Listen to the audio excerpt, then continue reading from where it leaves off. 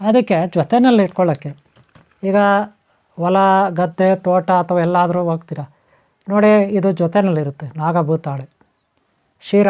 ನಾಗಭೂತಾಳೆ ಶಿರ ಅಂದರೆ ನಾಗ ದೇವತೆಯ ತಲೆ ಅಂತೀವಿ, ಎಡೆ ಅಂತೀವಿ. ಹಾಗೆ ಇದು ಬೇರೆ ಬೇರೆ ಸೈಜಲ್ಲಿರುತ್ತೆ. ಇದು ನೋಡಿ, ಇದು ಚಿಕ್ಕ ಸೈಜು, ಇದು ತುಂಬ ಚಿಕ್ಕ ಸೈಜು. ಆಮೇಲೆ ಅದಕ್ಕಿಂತ ದೊಡ್ಡ ಸೈಜ್ ಇದು ನಾನು ನಿಮಗೆ ತೋರಿಸ್ತೀನಿ ನೋಡಿ. ಇದು ಅದಕ್ಕಿಂತ ದೊಡ್ಡದು, ಇದು ಚಿಕ್ಕ ಸೈಜು, ಅದಕ್ಕಿಂತ ಸ್ವಲ್ಪ ದೊಡ್ಡದು, ಅದಕ್ಕಿಂತ ದೊಡ್ಡದು, ಇನ್ನು ಸ್ವಲ್ಪ ದೊಡ್ಡದು ನೋಡಿ, ಇನ್ನು ಸ್ವಲ್ಪ ದೊಡ್ಡದಿದು. ಓಂ ಶಾಂತಿ. ವೀಕ್ಷಕರ ಅಭಿಮಾನಿಗಳೇ, ಗುರುಮಕ್ಕಳೇ, ಭಕ್ತರೇ, ನಿಮ್ಮೆಲ್ಲರೂ ಒಳ್ಳೆಯದಾಗಲಿ. ವೀಕ್ಷಕರೇ, ನಾಗದೋಷ ಕೆಲವ್ರಿಗೆ ಇದ್ದರೆ ಮದುವೆ ಆಗೋದು ತುಂಬ ಲೇಟ್ ಆಗುತ್ತೆ. ಕೆಲವರು ಮದುವೆನೇ ಆಗಲ್ಲ. ಹಾಗೆ ಮದುವೆ ಆದರೂ ಕೂಡ ಕೆಲವರಿಗೆ ಮಕ್ಕಳಾಗಲ್ಲ, ತುಂಬ ಲೇಟಾಗಿ.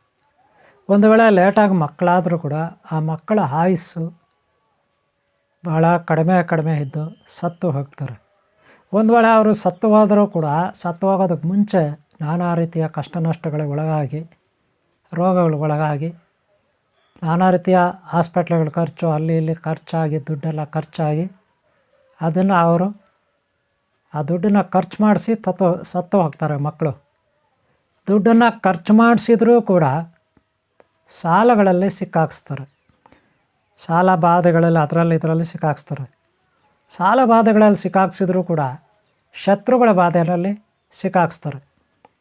ಶತ್ರು ಬಾಧೆಯಲ್ಲಿ ಸಿಕ್ಕಾಕೋಬೇಕಾಗುತ್ತೆ.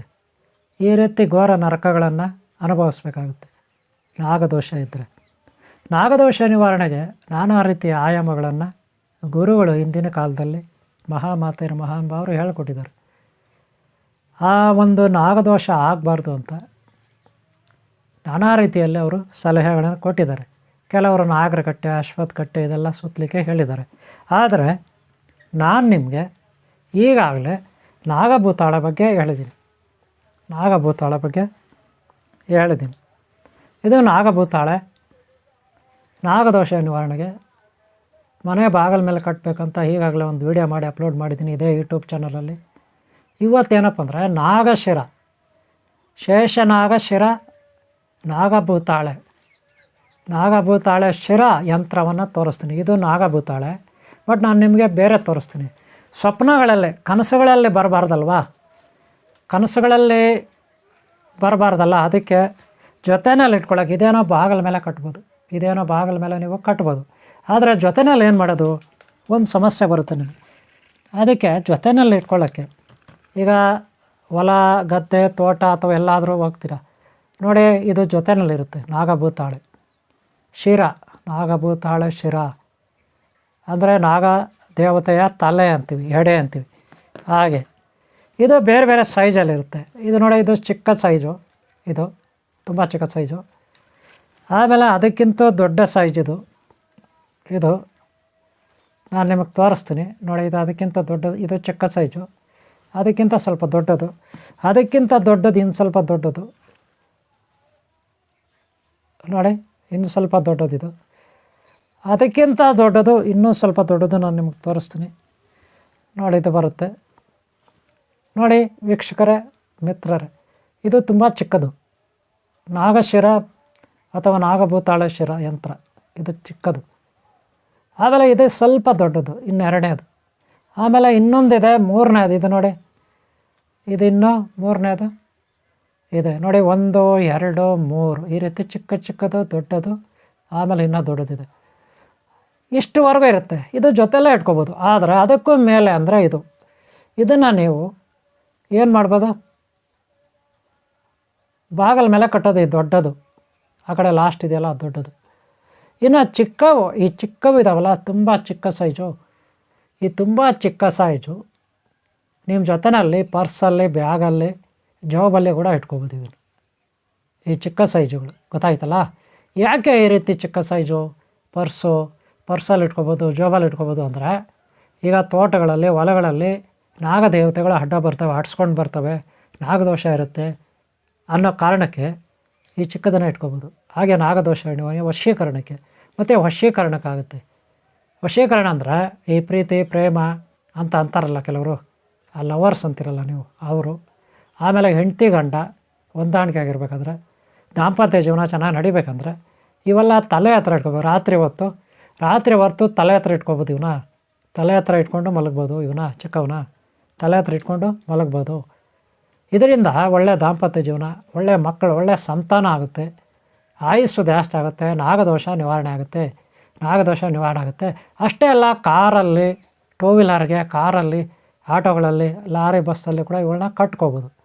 ಆದರೆ ಇದರಿಂದ ನಾಗದೋಷ ನಿವಾರಣೆ ಮತ್ತು ವಶೀಕರಣ ಎಲ್ಲದಕ್ಕೂ ಆಗುತ್ತೆ. ಇದು ವಶೀಕರಣಕ್ಕೂ ಆಗುತ್ತೆ, ರೋಗ ನಿವಾರಣೆಗೂ ಆಗುತ್ತೆ, ಶತ್ರುಶಕ್ತಿ ಭಯ ನಿವಾರಣೆಗೂ ಕೂಡ ಇವೆ ಆಗ್ತವೆ. ಗೊತ್ತಾಯ್ತಲ್ಲ? ಈ ರೀತಿ ಈ ನಾಗಭೂತಾಳೆಯಿಂದ ಮಾಡಿರ್ತಕ್ಕಂಥ ಸಣ್ಣ ದೊಡ್ಡ ಯಂತ್ರಗಳಿವು. ಸಣ್ಣದು ದೊಡ್ಡದು ಯಂತ್ರಗಳು ನೆನ್ಪಿಟ್ಕೊಳ್ಳಿ. ಸಣ್ಣದು ದೊಡ್ಡ ಯಂತ್ರಗಳಿರುತ್ತೆ.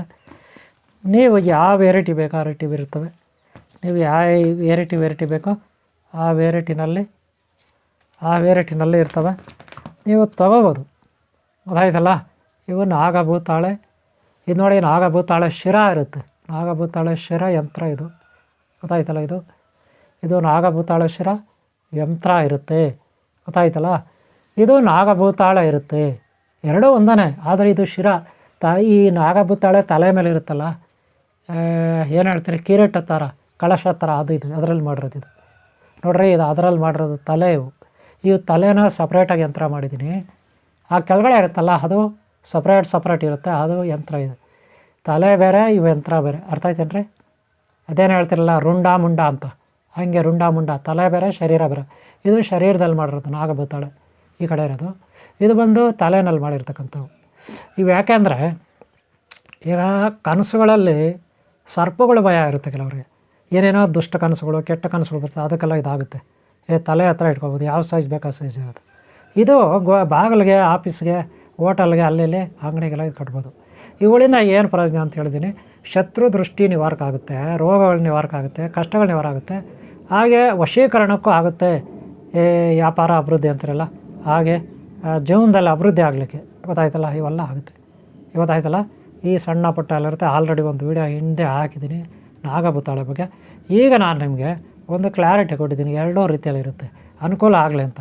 ಇದು ಕನಸುಗಳಲ್ಲಿ ಬರೋದು, ಇಲ್ಲ ಜೋಬಲ್ಲಿ ಇಟ್ಕೋಬೇಕು, ಅದಕ್ಕೆಲ್ಲ. ಇದು ನೋಡಿ, ಜೋಬಲೆಲ್ಲ ಇಟ್ಕೊಳ್ಳೋಕ್ಕಲ್ಲ, ದೊಡ್ಡದು ಬಾಗಿಲಲ್ಲೇ ಕಟ್ಟಬೇಕು. ಇದು ಅನುಕೂಲ ಆಗುತ್ತೆ. ಅವುಗಳ ತಲೆಯಿಂದ ಮಾಡಿರೋದು ವಿಶೇಷ ಇದು.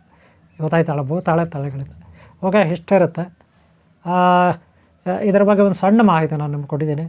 ಈ ವಿಡಿಯೋ ಇಷ್ಟ ಆಗಿದೆ ಅನ್ಕೋತೀನಿ. ಇಷ್ಟ ಆದರೆ ಒಂದು ಲೈಕ್ ಮಾಡಿ. ಹಾಗೆ ಹಿಂದಿನ ಭಾಗ ನೋಡಿ, ಮುಂದಿನ ಭಾಗ ನೋಡಿ. ನಿಮ್ಮೆಲ್ಲರ ಒಳಗಡೆ ವಾಟ್ಸಪ್ಪಲ್ಲಿ ನೀವು ಕನೆಕ್ಟಾಗಿ, ಫೋನ್ ನಂಬರ್ ಇರುತ್ತೆ, ವಾಟ್ಸಪ್ಪಲ್ಲಿ ಕನೆಕ್ಟಾಗಿ ನಾನು ಹೇಳೋದಿದೆ. ಓಕೆನಾ? ಓಕೆ, ನಿಮಗೆಲ್ಲ ಒಳ್ಳೆಯದಾಗಲಿ. ವಿಡಿಯೋ ಇಷ್ಟ ಆದರೆ ಒಂದು ಲೈಕ್ ಮಾಡಿ. ಹಾಗೆ ಹಿಂದಿನ ಭಾಗ ನೋಡಿ, ಮುಂದಿನ ಭಾಗ ನೋಡಿ. ಓಕೆನಾ? ನಾಗದೋಷಕ್ಕೆ ಭಾಳ ಸೂಕ್ತ ಇದು. ನಾನು ಹೇಳಿದ್ದೀನಿ, ದಾಂಪತ್ಯ ಜೀವನ, ಮಕ್ಕಳಾಗೋದಕ್ಕೆ, ವ್ಯಾಪಾರ ಆಗೋದಕ್ಕೆ, ದುಷ್ಟರ ದೃಷ್ಟಿ ನಿವಾರಣೆಗೆ ಎಲ್ಲದಕ್ಕೂ ಇದಾಗುತ್ತೆ. ಕನಸುಗಳು, ಕೆಟ್ಟ ಕನಸುಗಳಿಗೂ, ಭಯಗಳಿಗೆ ಭಯ ಬೀಳೋದಕ್ಕೆ ಕೂಡ ಇದು ಸೂಕ್ತ. ಓಕೆನಾ? ಇಷ್ಟು ಹೇಳ್ತಾ ಈ ವಿಡಿಯೋ ಮುಗಿಸ್ತಾ ಇದ್ದೀನಿ. ನಿಮ್ಮೆಲ್ಲರೂ ಒಳ್ಳೆಯದಾಗಲಿ. ಓಂ ಶಾಂತಿ, ಓಂ ಶಾಂತಿ, ಓಂ ಶಾಂತಿ. ಒಂದು ಲೈಕ್ ಮಾಡೋದು ಮರಿಬೇಡಿ ಇವರೇ. ಹಾಗೆ ಸಬ್ಸ್ಕ್ರೈಬ್ ಆಗಿಲ್ಲ ಅಂದರೆ ಹಾಕ್ಕೊಳ್ಳಿ. ಎರಡೂ ಚಾನಲ್ ಇರುತ್ತೆ, ಎರಡೂ ಚಾನಲ್ ಕಡೆ ಗಮನ ಇರಲಿ. ಎರಡೂ ಚಾನಲ್ ಸಬ್ಸ್ಕ್ರೈಬ್ ಮಾಡ್ಕೊಳ್ಳಿ. ನಾಗ ಸೃಷ್ಟಿ ಹಾಗೆ ಓಮಾಸ್ NS 2012 ಎರಡೂ ಕೂಡ ಸಬ್ಸ್ಕ್ರೈಬ್ ಮಾಡ್ಕೊಳ್ಳಿ. ಎರಡೂ ಚಾನಲ್ನಲ್ಲಿ ವೀಡಿಯೋ ನೋಡಿ, ಬೇರೆ ಇರುತ್ತೆ. ಓಕೆನಾ? ನೀವೆಲ್ಲರೂ ಒಳ್ಳೆಯದಾಗಲಿ. ಓಂ ಶಾಂತಿ, ಓಂ ಶಾಂತಿ, ಓಂ ಶಾಂತಿ.